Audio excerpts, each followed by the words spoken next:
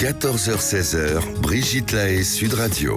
Yvon Dallaire est avec nous et je rappelle que ce livre est tout chaud, tout beau et le couple existe encore et l'amour aussi. C'est aux éditions Un Monde Différent. C'est Yvon Dallaire qui en est l'auteur.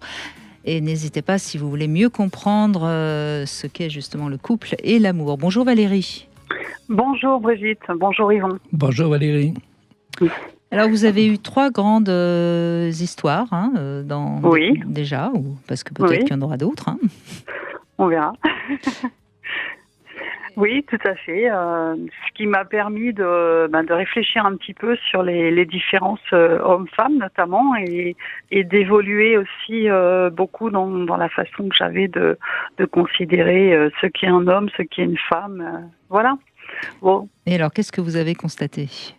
Bon, déjà, il faut dire que je suis née dans les années 60, donc je suis arrivée au monde, adolescente et enfant, avec une idée du monde et des hommes qui étaient un petit peu calculés sur le mode idée acquise pendant l'éducation. On observait les adultes et on se disait qu'un homme, c'était quelqu'un de dominateur, leader, protecteur, viril, et puis un petit peu, on nous vendait un petit peu le rêve du prince charmant qui allait solutionner nos vies. Quand même, dans les années 80, on avait déjà avancé sur la question de l'homme qui domine. Oui, on avait avancé, mais ça dépendait où, parce que moi je suis née à la campagne et je me suis rendu compte quand même que on n'était pas comme les filles dans les grandes villes. Dans les grandes villes, oui, c'est possible. Oui, et puis de toute façon, on a encore énormément avancé depuis 40 ans, ça a beaucoup bougé. Mais 20 ans en 1980, c'est pas la même chose que 20 ans en 1950 quand même. Non, pas du tout. non. Et donc, vous cherchiez plutôt le prince charmant ou l'homme dominant qui pourrait vous protéger ? En fait, moi, je cherchais un peu l'homme dominant qui pouvait me protéger parce qu'en fait, j'avais pas trop confiance en moi, j'étais timide et c'est un petit peu, j'avais tendance à admirer. Moi, je suis tombée un peu en admiration devant cet homme que j'ai rencontré, qui est ensuite devenu mon mari. Bon, après, on a mis du temps à se marier, on a mis 9 ans, donc on était quand même moderne. On a mis du temps et du coup. En fait, moi, j'étais assez romantique quand même dans mon fonctionnement, mais c'est vrai que je l'admirais en fait. Moi, je l'admirais et mon amour dépendait pas mal de cette admiration, de cet homme fort qui avait un peu les qualités que moi je n'avais pas, d'affirmation. C'est pas mal comme base. Oui. Oui. Ouais, c'était pas mal. Parce que l'homme adore être admiré. Ça... Oui. Et la femme ne peut pas désirer un homme qu'elle n'admire pas. C'est vrai, non mais ça a bien fonctionné, ça a bien fonctionné. Après, moi j'ai eu des moments où j'étais un peu en deçà. C'est vrai que après avec le recul, je me suis dit j'étais quand même un peu soumise et tout, mais on a un petit souci de liaison. Je crois que encore une fois. C'est pas très grave si on va essayer de retrouver Valérie. C'est pas très grave si Valérie est heureuse d'être soumise. Où est le problème ? Tout dépend qu'est-ce qu'on entend par soumise. D'accepter l'autre tel qu'il est et d'essayer de répondre à ses besoins. Il me semble que c'est une façon d'investir dans son couple. Bien sûr, oui, bien sûr. C'est pas de la soumission. Parce que là, c'est toujours ce qu'on dit d'ailleurs dans les relations de sadomasochistes. C'est que généralement, c'est plutôt là ou le soumis qui a le pouvoir. Exactement. Parce que quand on est soumise dans le sens, l'autre va tout faire pour nous satisfaire finalement. C'est ça. Le sadique, lui, reprend le pouvoir quand il dit non, je te fais pas mal. Exactement. Généralement, c'est le maso qui a le plein pouvoir. Je ne sais pas si vous avez entendu ce qu'on a dit, Valérie, mais on disait bien que... j'ai eu une petite coupure, mais... On dit souvent que c'est la soumise qui, parfois, a le pouvoir, parce que l'autre va tout faire pour la satisfaire. Oui, c'est vrai.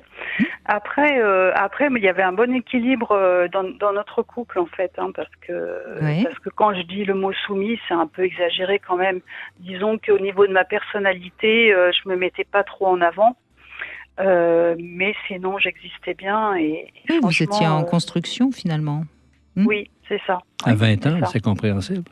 Et très souvent, les jeunes femmes n'oseront pas confronter leur partenaire pour préserver la relation.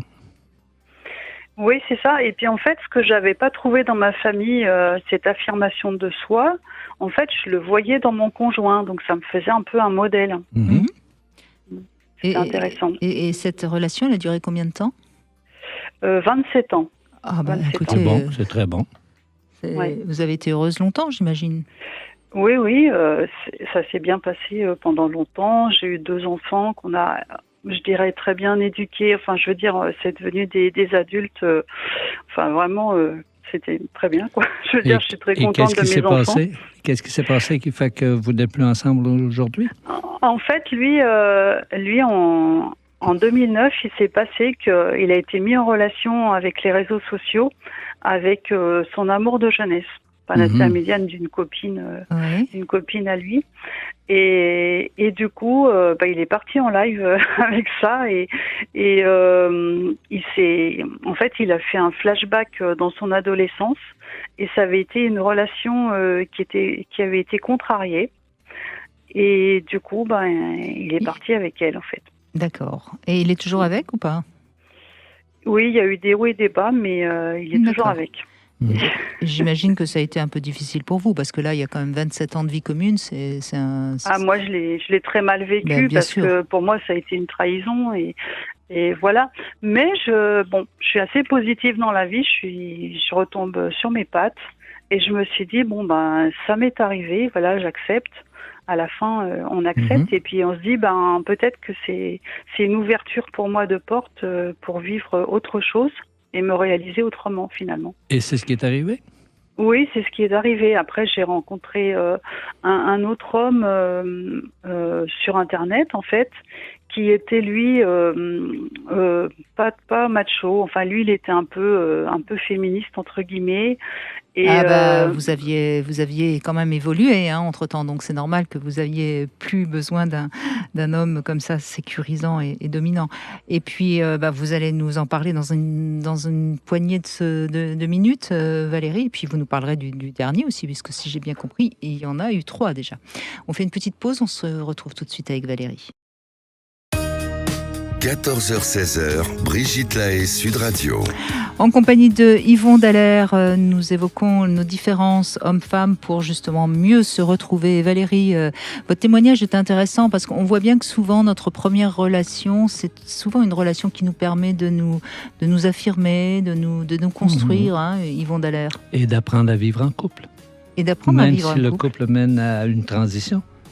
Il faut voir le divorce non pas comme étant un échec, mais comme une transition entre 2 vies. Et parfois, la deuxième vie ou la troisième vie, elle est meilleure que les 2 premières. Alors justement, la deuxième vie, vous étiez en train de nous en parler, Valérie. Un homme peut-être plus féministe, donc qui vous a peut-être laissé aussi plus de place pour vous réaliser? Oui, c'est ça. En fait, c'est un homme qui m'a permis aussi d'exprimer un peu mes atouts, en fait. J'arrivais bien à exprimer mes qualités avec lui. Par exemple, quand on organisait des voyages, tout ça, moi je m'en occupais. Il me disait tu fais super bien ça, donc tu vas le faire, etc. J'avais pas eu l'occasion de trop entendre des compliments sur ce que je faisais bien avec mon ex-mari. Il appréciait toujours. Bon, il me faisait faire plein de choses, mais les compliments étaient rares. Tandis que là, c'était agréable. Il était éduqué, cérébral, mais c'est quelqu'un qui avait des difficultés à exprimer ses émotions, ses sentiments. Donc en fait, il les montrait à travers des actes. D'accord. Et des compliments. Enfin, visiblement, il était pas avare de paroles valorisantes. Tant mieux. Voilà. Mais en général. Ça oui. En général, effectivement, les hommes ne disent pas leurs émotions, ils vont plutôt agir leurs émotions. C'est ça, voilà. Donc ça ne m'a pas trop manqué parce que finalement, j'y trouvais bien mon compte dans cette relation parce que pour moi, ça a été très agréable à vivre. Voilà. D'accord. Et le dernier alors? Le dernier, donc je l'ai rencontré il y a 2 ans, donc suite à la rupture avec le deuxième, et je l'ai rencontré assez rapidement. Et là, je suis tombée sur un homme qui n'avait pas eu de relation pendant longtemps. c'était pas un vieux garçon, mais presque. Disons qu'il avait été très solitaire pendant longtemps. Et donc c'est quelqu'un qui avait une belle part de féminité, mais qui était c'est quelqu'un qui est gentil, ça se voit sur lui quand on l'aborde, hein, mais très timide. Donc là, il a fallu un peu que ce soit moi qui l'aborde. C'est passionnant ce que vous nous racontez, parce qu'on voit comment d'une femme un peu soumise, hein, vous l'avez dit, vous êtes devenue plus dominante. Oui, vous voyez, c'est ça aussi notre vie amoureuse, Yvon Dallaire. Hein, oui. On peut facilement passer d'une dépendance émotive à une contre-dépendance émotive. Mais l'objectif des confrontations de couple, c'est pour nous aider à devenir de plus en plus autonomes. Oui, c'est incroyable. Hein. D'ailleurs, moi, si on me disait aujourd'hui tu es dominante, j'aurais du mal à le reconnaître. Mais en fait, c'est peut-être un peu vrai sur les bords. Ben oui. Et il faut prendre possession de notre couple. Il faut dominer sa partie du couple. Mais dominant, c'est pas négatif. Comme soumise, c'est pas négatif. Hein. C'est évidemment, si on domine l'autre d'une manière perverse, c'est négatif. Mais dominer l'autre d'une manière perverse, c'est-à-dire le considérer comme un objet et ne penser qu'à sa propre satisfaction. Mais si on est dominant parce que l'autre justement est un peu soumis, ça marche très bien, parce que si on n'est pas dominant avec quelqu'un de soumis, il ne se passe rien. Hein. Oui, c'est vrai. Deux dominants ensemble risquent de se disputer pas mal plus que... Oui, c'est vrai. Donc au contraire... C'est vrai que là, non, mais c'est vrai que ce que vous dites, et franchement, moi, je me retrouve là-dedans, parce que finalement, moi, je montre un peu le chemin, et en fait je m'appuie beaucoup sur ses qualités à lui, de gentillesse, d'adhésion à ce que je suis, et je me rends compte que en fait lui, ses qualités, en fait c'est à moi de les mettre en valeur, de lui montrer que ses qualités sont valables, et de les vraiment le faire avancer. Il me dit que moi, je le fais avancer, je le fais grandir. Voilà. Donc, vous êtes la locomotive qui est en avant, puis lui, c'est la locomotive qui est en deuxième position. Et puis, j'imagine qu'en fait, ce qu'il veut surtout, c'est vous faire plaisir. Si vous avez... Qu'est-ce qu'on fait ce soir ? Ma chérie, ce qui te fait plaisir, quoi, en gros. Oui, des fois, on se chamaille gentiment sur il veut savoir ce que je veux faire, et je lui dis non, moi je ne dirais pas. Je le chamaille un peu du genre pour que ferme-toi un peu, mon gars. Vas-y. C'est bien. Voilà. Et en même temps, ça l'oblige à se creuser la cervelle pour savoir ce qu'il peut faire pour vous faire plaisir. Donc c'est pas mal. Oui, c'est pas mal, oui. Donc voilà. Et le point positif, c'est que là, en fait, j'aboutis sur, je dirais, la boucle est bouclée, parce que j'aboutis à une relation où il y a de l'engagement, ce que j'ai pas trop connu avant.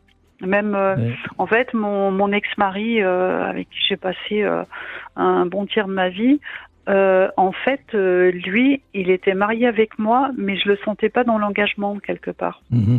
Parce qu'on avait toujours l'impression que il était tellement fort tout seul que un jour à l'autre, ça pouvait casser. Le sentir dépendant de vous, ça vous rend heureuse? Oui, quelque part, oui. Eh bien, c'est bien. Oui. Oui. Ouais, il faut... Et ça vous rassure, parce que finalement, c'est aussi ça, hein, la relation à deux. Alors moi qui avait au début, quand j'étais jeune, besoin d'être rassurée, et qui avait du mal à obtenir cette assurance, cette réassurance, et maintenant je l'ai, en fait. C'est vraiment une ironie du sort, en fait. Et c'est vous qui le rassurez?